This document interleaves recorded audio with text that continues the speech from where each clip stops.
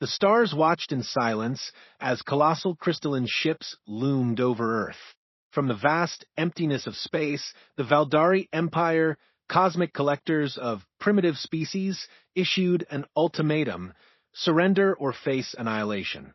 But what they didn't anticipate was the most unpredictable force in the universe: humanity. With humor in their hearts and defiance in their souls, humans met the Valdari's cold demands with laughter. In a galaxy where order reigned supreme, Earth's chaotic spirit would be their greatest weapon. This was not the response the Valdari expected. This was the beginning of a cosmic lesson. When stars demand silence, humanity answers with the sound of chaos.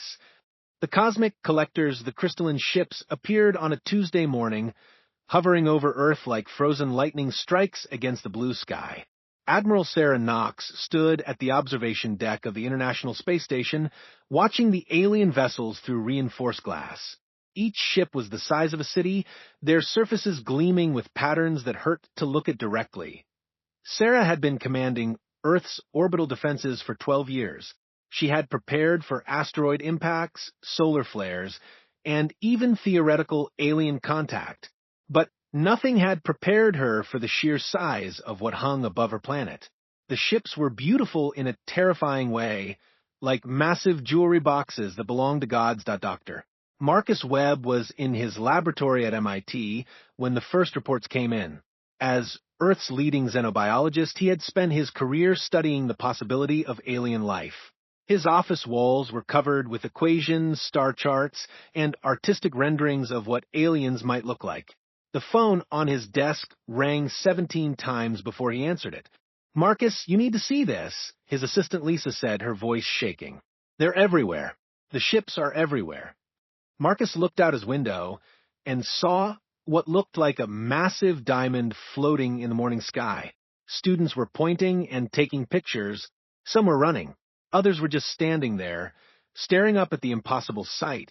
The ships had arrived simultaneously over every major city on Earth: New York, London, Tokyo, Moscow, Delhi, Cairo. 67 massive vessels in total, each one positioned with mathematical precision above population centers. The aliens had done their homework. Ambassador Chen Wei was in Beijing when the emergency call came. As Earth's chief diplomat, she had negotiated treaties between nations for 20 years. She spoke 7 languages fluently and had prevented 3 wars through careful conversation. But she had never negotiated with beings from another world. "Madam Ambassador," her aide said, bursting into her office, "the Security Council is convening an emergency session. They want you in New York immediately." Chin looked out her window at the crystalline ship hovering over the Forbidden City.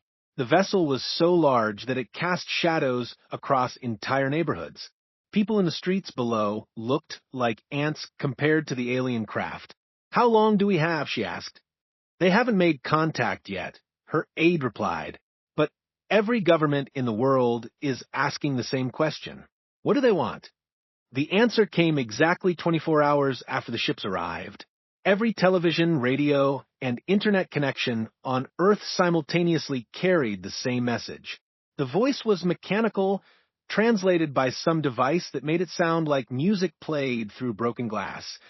"People of the third world from your star," the voice said, "we are the Valdari. We represent the hegemony of collected civilizations. Your species has been selected for preservation."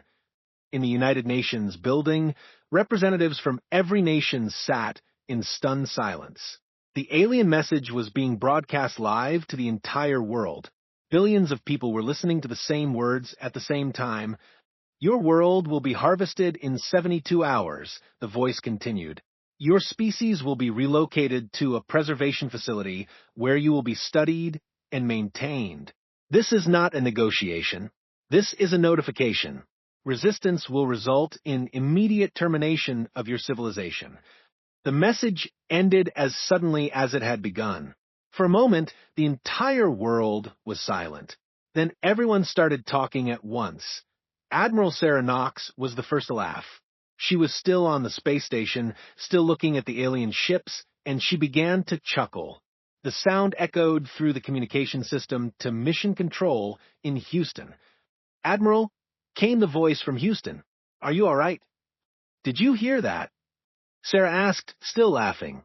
"They want to put us in a zoo." In his laboratory, Dr. Marcus Webb was reading the alien message for the third time.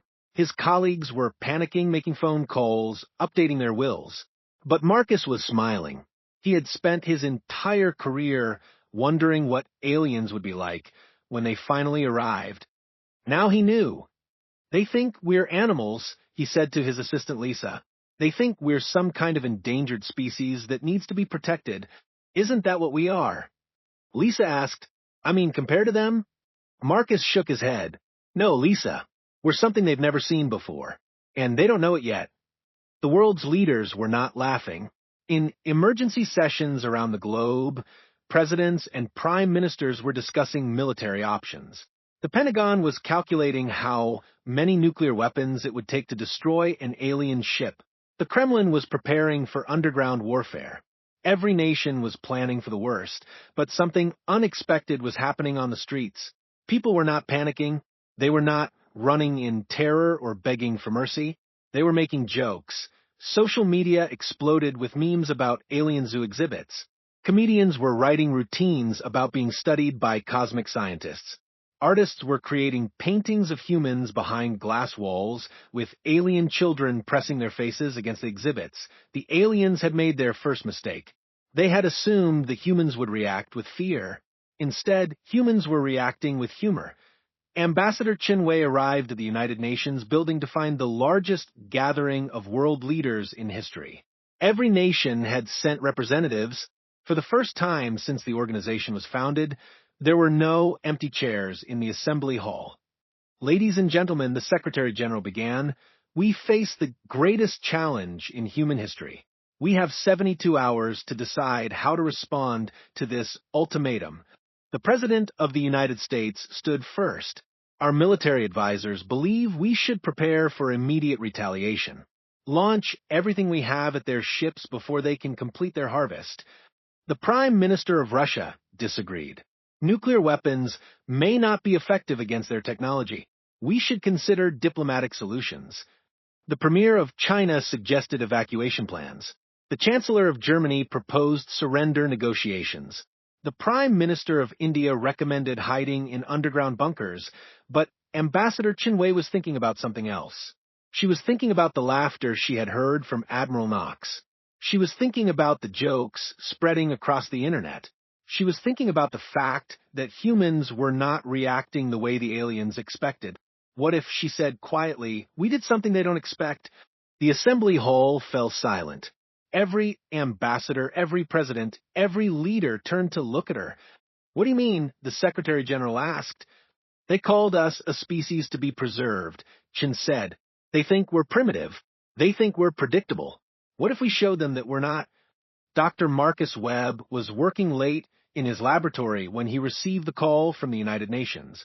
They wanted him to join a special committee to study the alien message. He accepted immediately, not because he thought he could help plan Earth's defense, but because he was curious about the aliens themselves. The committee met in a secure conference room beneath the UN building. Admiral Knox joined by video link from the space station. Ambassador Chun was there in person, along with representatives from every major nation. "The aliens have superior technology," Admiral Knox reported. "Our initial scans show that their ships are protected by energy fields we don't understand. Their weapons could probably destroy our entire fleet in minutes." "Then we can't fight them," the German Chancellor said. "Maybe we can't fight them the way they expect," Dr. Webb said. "But maybe we can do something else." "What are you suggesting?" Chin asked. Marcus smiled. "I'm suggesting we give them exactly what they asked for. A species they've never seen before." The plan that emerged from that meeting was unlike anything in military history. It was not a strategy for war or surrender. It was a strategy for being human. The aliens had studied Earth for years, watching human conflicts and calculating human responses.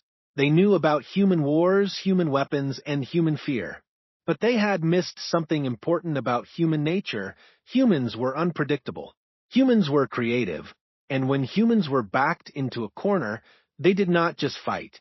They improvised. The message went out through every communication network on Earth, not to governments or military leaders, but to ordinary people, artists, musicians, comedians, writers, inventors, and dreamers. The message was simple: show them what it means to be human. The response was immediate and overwhelming. Within hours, humans around the world were organizing the largest cultural event in history. Not a military response or a diplomatic negotiation, but a celebration of human creativity. Street musicians set up concerts in city squares. Artists began painting murals on buildings. Comedians organized comedy shows in parks. Writers started reading stories aloud on street corners. The entire planet was preparing for the most important performance of their lives. The aliens noticed the change immediately. From their ships, they watched as humans abandoned their normal routines. Instead of preparing for war or evacuation, humans were singing, dancing, and creating art. The behavior made no sense according to Valdari calculations. Overseer Kethvar was the commander of the harvest operation. He was a member of the Valdari Council, one of the most advanced species in the galaxy. He had overseen the collection of 43 different civilizations. The process was always the same: arrive, announce, collect, preserve. But the humans were not following the pattern. Instead of submitting or resisting, they were doing something that had no category in Valdari understanding. They were celebrating. Perhaps they do not understand the seriousness of their situation, suggested Sub-Overseer Nalthka. Should we demonstrate our power? Kethvar studied the reports from Earth. Humans were gathering in massive groups, not to fight or flee, but to perform. They were creating music, art, and stories. Some were even laughing while looking up at the Valdari ships.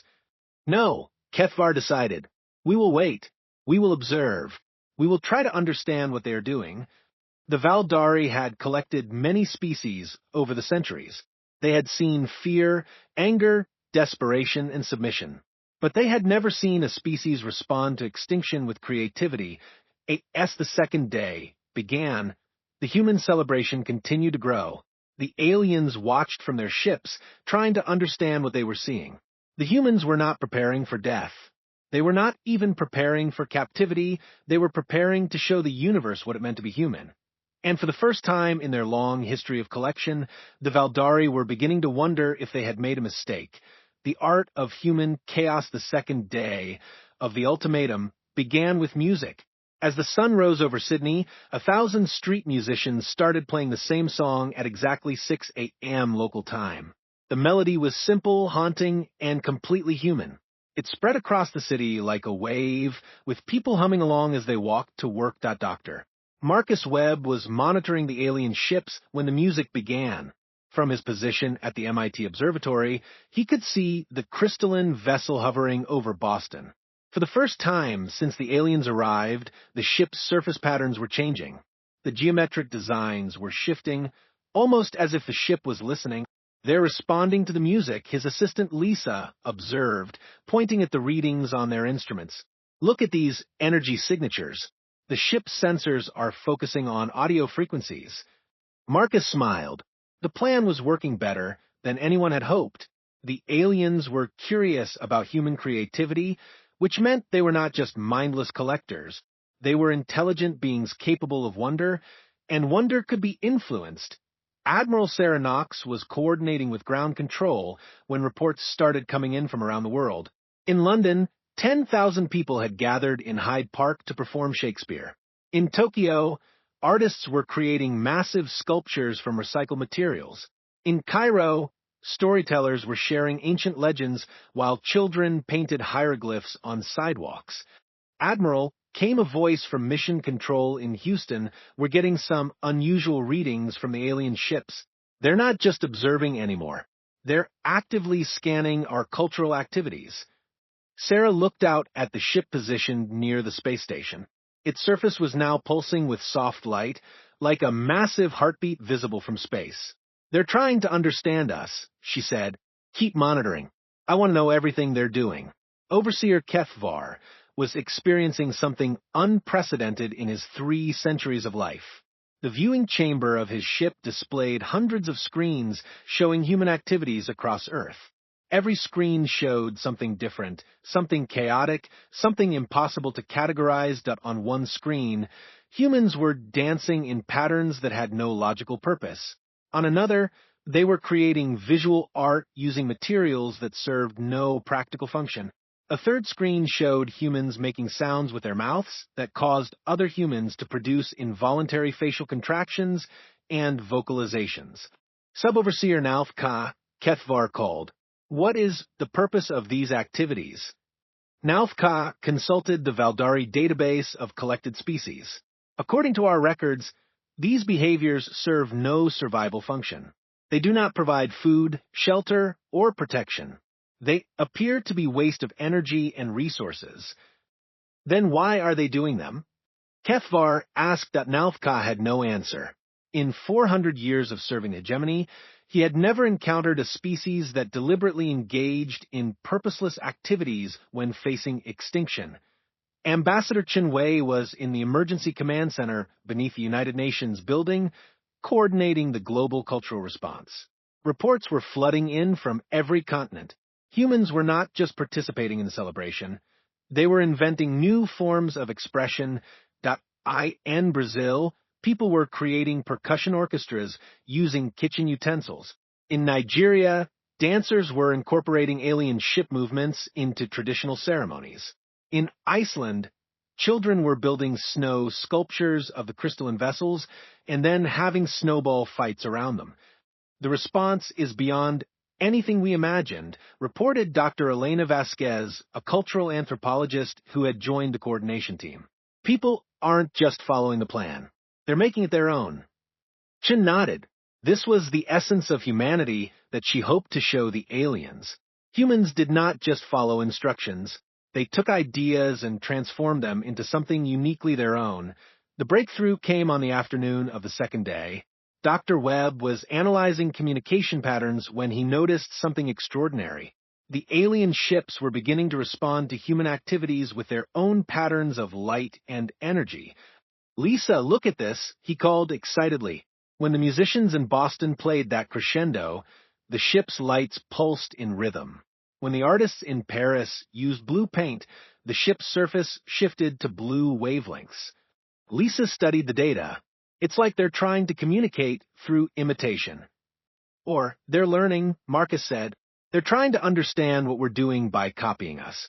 The realization spread quickly through the human command structure.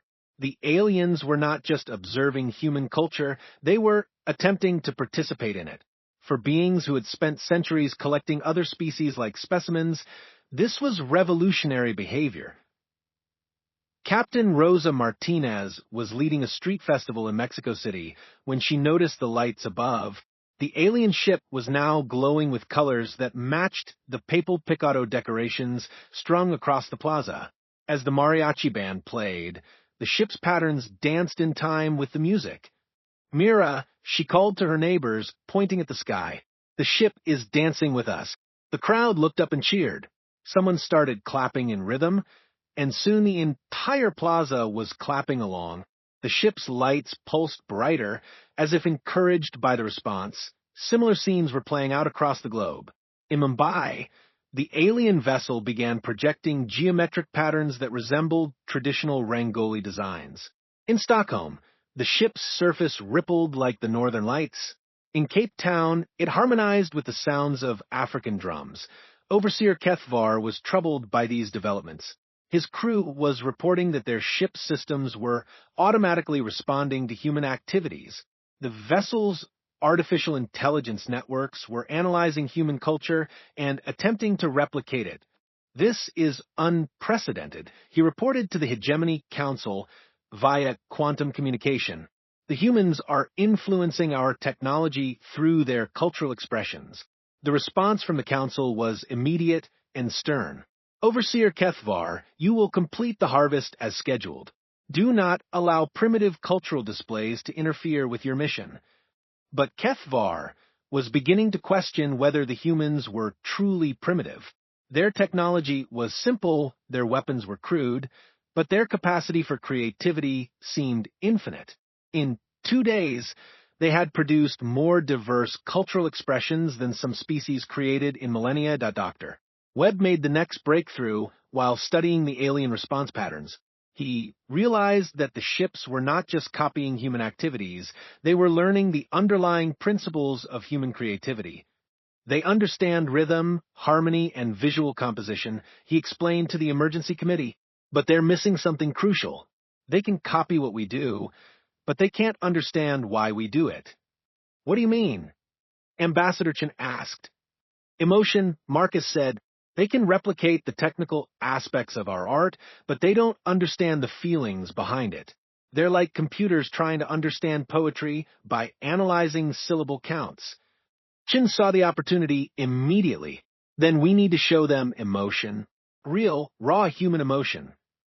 The plan for the final day was ambitious beyond anything humans had ever attempted. Instead of coordinated cultural activities, the message went out for people to express their deepest feelings: fear, joy, love, anger, hope, despair. All the messy, contradictory emotions that made humans human. The response was overwhelming. In every city, people began sharing their stories. Parents talked about their love for their children. Soldiers spoke about their fear of death. Artists cried while painting their final masterpieces. Lovers declared their devotion while looking up at the alien ships. The effect on the Valdari was immediate and profound. Their ship systems, designed to analyze and categorize, were overwhelmed by the complexity of human emotion. The artificial intelligence networks began producing errors, unable to process the contradictory nature of human feelings that on Kethvar's ship alarms were sounding. Overseer reported Sub-Overseer Nalfka, our analysis systems are malfunctioning. We cannot categorize the human emotional responses. Kethvar studied the displays showing human activities. On one screen, humans were crying while simultaneously laughing. On another, they were expressing anger and love toward the same individuals. Their emotional states were chaotic, contradictory, and completely illogical, and yet there was something beautiful about it. For the first time in his long life, Kethvar felt something he could not identify. It was not logical analysis or tactical assessment. It was something else entirely. The climax came as the third day dawned. Humans around the world had organized a synchronized moment of silence, followed by the largest chorus in history. 7 billion voices would sing together, not a song of surrender or defiance, but a song of being human. As the moment approached, the alien ships positioned themselves more precisely over population centers. Their sensors were focused entirely on Earth, recording everything. The Valdari had never encountered anything like this in their centuries of collection. The silence began at exactly noon Greenwich Mean Time. For 1 minute, every human on Earth stopped what they were doing and stood quietly. The planet itself seemed to hold its breath. Then the singing began. It started in New Zealand and moved with the sunrise across the Pacific. Each time zone added their voices to the chorus, creating a wave of sound that circled the globe. The song had no words in any single language, but somehow everyone knew the melody. The alien ships responded like nothing the Valdari had ever seen. Their surfaces blazed with light, their energy patterns synchronized with the human voices. For the first time in their history, Valdari technology was creating something new, something that had never existed before. Overseer Kethvar felt the change happening within himself and his crew. The human song was not just sound, it was something that touched parts of Valdari consciousness that had been dormant for millennia. They were experiencing what humans called wonder, beauty, and J-O-Y-S. The song reached its crescendo with all 7 billion human voices, united in harmony. Kethvar made a decision that would change the galaxy forever. He opened a communication channel to Earth. People of Earth. His voice echoed across every human communication system. We came to collect you as specimens. Instead, you have shown us something we had forgotten existed. We request permission to learn from you, not as subjects to be preserved, but as teachers to be honored. The human response was immediate and typically human. Around the world, people began laughing and crying simultaneously. They had not just saved themselves from collection, they had converted their collectors into students. Ambassador Chun Wei stood in the UN Assembly Hall, looking up at the crystalline ship through the building's glass ceiling. The vessel was now glowing with warm, pulsing light that seemed almost alive. "Permission granted," she said simply, and with those words, humanity's greatest adventure was just beginning. The galaxy's new teachers 6 months after the Valdari ships had arrived as conquerors, they remained as students. The crystalline vessels now orbited Earth in gentle patterns, their surfaces constantly shifting with new colors and designs as they learned from human creativity. What had begun as a harvest mission had become the greatest cultural exchange in galactic history. Dr. Marcus Webb had established the first interspecies cultural research center in what used to be an empty lot in downtown Boston. The facility was built using both human engineering and Valdari technology, creating structures that seemed to grow from the ground like crystal trees. It was here that humans and Valdari worked together to understand the nature of consciousness creativity and what it meant to be alive. Overseer Keth Var, who now insisted on being called simply Keth, spent most of his time in the center's main laboratory. His crystalline form had changed over the months, developing new patterns and colors that he had learned from human art. He was attempting something that no Valdari had ever tried before, creating original artwork. "I do not understand how you do this," Keth said to Marcus, holding a paintbrush with appendages that had been modified to manipulate human tools. "I can analyze the chemical composition of these pigments, calculate the optical properties of each color combination, and predict how light will reflect from the surface. But I cannot understand why this particular arrangement of colors should evoke what you call feelings." Marcus watched as Keth carefully applied blue paint to a canvas. The alien's technique was flawless, each brushstroke mathematically precise. But the result, while technically perfect, lacked something essential. "You're thinking about it too much," Marcus said gently. "Art isn't about perfection. It's about expression. What do you feel when you look at that blue?"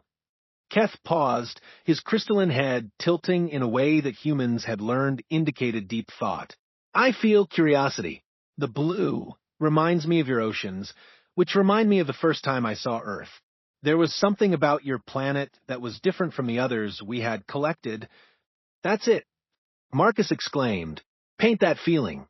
Don't worry about technique or color theory. Just paint what you felt when you first saw Earth." What emerged from Keth's canvas over the next hour was unlike any Valdari creation in their recorded history. The painting was chaotic, emotional, and completely imperfect. It showed Earth not as the precise blue marble that satellite images revealed, but as something alive, vibrant, and full of possibility. Admiral Sarah Knox had become Earth's first ambassador to the galactic hegemony. Her new office was aboard the primary Valdari vessel, in a chamber that had been redesigned to accommodate both human and alien needs.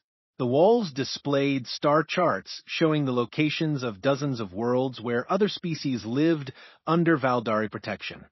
"We want to show them what you have shown us," Keth Var had explained during their first diplomatic meeting. "The preserved species have lost something essential. They live safely, but they do not live fully. You could teach them to rediscover what they have forgotten." Sarah studied the star charts, each point of light representing billions of sentient beings living in what the Valdari called optimal preservation conditions. Clean cities, perfect climates, no wars, no conflicts, no challenges, and no growth. "How many species are we talking about?" she asked. 43 civilizations across the galaxy, replied Sub-Overseer Nalthka, who had become Keth Var's liaison for the Cultural Exchange Program. "Some have been in preservation for over 2,000 years. Sarah felt the weight of responsibility settling on her shoulders. Earth had accidentally become the catalyst for the largest social transformation in galactic history. The preserved species were not prisoners, but they were not truly free either. They had traded growth for safety, creativity for security. "We'll need volunteers," Sarah said, "humans who are willing to travel to these worlds and help these species remember what they've lost." The response to the call for volunteers was overwhelming. Artists, musicians, teachers, comedians, philosophers, and storytellers from every nation applied to become interstellar cultural ambassadors. They underwent training in alien psychology, universal communication methods, and survival techniques for worlds with different atmospheric conditions. Ambassador Chen Wei led the first delegation to Xerion Prime, home to the Kelhari species. The Kelhari had been under Valdari protection for 800 years. They lived in perfect cities with perfect weather, perfect food, and perfect peace. They were also the most miserable beings Chun had ever encountered. The Kelhari were humanoid, but taller, with pale blue skin and large, expressive eyes that seemed to hold centuries of accumulated sadness. They moved through their daily routines with mechanical precision, performing tasks that maintained their society but brought them no joy. "We are grateful for your arrival," said Coordinator Veshtak, the elected leader of the Kelhari. "The Valdari have told us that you might help us understand something we have lost, but we are not certain what that something might be." Chen walked through the Kelhari capital city, observing the perfect architecture, the efficient transportation systems, and the orderly behavior of the population. Everything was optimized for maximum safety and minimum risk. It was also completely sterile. When was the last time someone created something new here? Chen asked that Veshtak considered the question carefully. New things are not necessary. All our needs are provided for. All problems have been solved. There is no purpose in creating something new. But what about beauty? Art? Music? Stories? These things serve no practical function, Veshtak replied. The Valdari have provided us with recreational activities that are both safe and educational. Chen understood the problem immediately. The Kelhari had not lost their creativity. They had forgotten why creativity mattered. They needed to rediscover the joy of creating something for its own sake, not because it served a purpose. The breakthrough came when Chen introduced the Kelhari to the concept of play. She organized games that had no winners or losers, activities that served no purpose except to be enjoyable. She taught them to make music with their voices, to create art with their hands, and to tell stories that had never existed before. The change was gradual but profound. Young Kelhari began experimenting with new combinations of colors in their clothing. Adults started gathering in groups to share improvised stories. Children invented games that their elders had never seen, but the most significant change was in their eyes. The sadness was being replaced by something the Kelhari had not experienced in centuries, curiosity to doctor. Elena Vasquez led a team to Threnody, a world where the insectoid Zektar had been preserved for over a millennium. The Zektar communicated through complex chemical signals and had once created vast molecular symphonies that could influence the emotional states of entire populations. Under Valdari protection, their chemical communication had been regulated to prevent conflicts. The result was a society that could exchange information efficiently but had lost the ability to share feelings, dreams, or creative inspiration. Elena worked with xenochemists to develop safe ways for humans to participate in Zektar chemical communication. The first time a human successfully shared the emotion of wonder through molecular signals, the entire Zektar colony experienced something they had not felt in generations: connection. Back on Earth, the changes were equally dramatic. The presence of Valdari technology and knowledge had accelerated human development in unexpected ways. Instead of advancing human weapons or industrial capacity, the exchange had enhanced human artistic capabilities. New forms of music incorporated Valdari harmonic mathematics. Painters used crystalline pigments that shifted color based on the viewer's emotional state. Writers collaborated with Valdari artificial intelligences to create stories that existed in multiple dimensions simultaneously. But perhaps the most significant change was in human unity. The thread of collection had brought all nations together, and the subsequent cultural exchange had kept them united. Earth had become a single civilization for the first time in its history, not through conquest or coercion, but through shared purpose. The Galactic Hegemony Council was in crisis. Reports were flooding in from preserved worlds across the galaxy. Species that had been stable for millennia were suddenly demanding changes to their protection protocols. They wanted to explore, create, take risks, and grow. The humans have infected the entire preservation system, complained Council Member Trathvan during an emergency session. Chaos is spreading from world to world. Order is breaking down. But other council members were beginning to see the situation differently.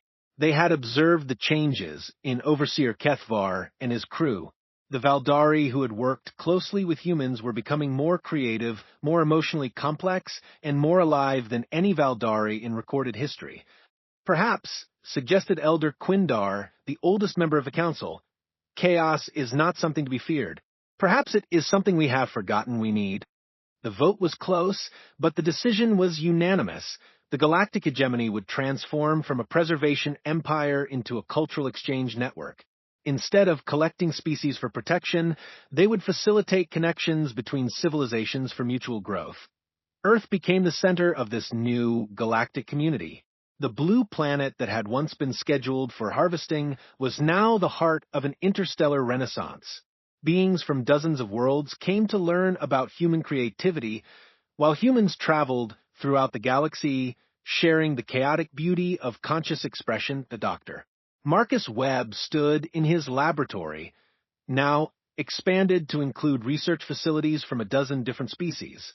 He was working on a project that would have been impossible 6 months earlier, a collaborative artwork created by representatives of 20 different civilizations. The piece was a living sculpture that grew and changed based on the combined consciousness of its creators.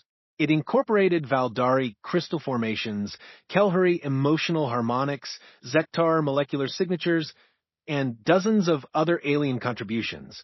But at its heart was something uniquely human, the willingness to create something beautiful for no other reason than the joy of creation. Admiral Sarah Knox received a message from the outer rim of the galaxy. A previously unknown species had sent a signal requesting contact with the teachers from Earth. They had heard about the transformation of the Galactic Hegemony and wanted to learn about this thing called creativity. Ambassador Chen Wei was preparing for another mission, this time to a world where the inhabitants had been preserved for so long they had forgotten how to laugh. She packed carefully, including joke books, comedy videos, and instructions for tickle fights. As her ship prepared to depart, Chen looked back at Earth one last time. The planet was surrounded by vessels from dozens of different worlds, each one here to learn something about being alive. The blue marble that had once faced extinction had become the galaxy's greatest hope for renewal. The Valdari had come to collect humanity as specimens. Instead, humanity had collected them as friends. The galaxy would never be the same, and that was exactly as it should be. In the end, the greatest human achievement was not surviving the ultimatum from the stars. It was teaching the stars themselves how to laugh, create, and find joy in the beautiful chaos of consciousness. The harvest had been canceled. The real work was just beginning.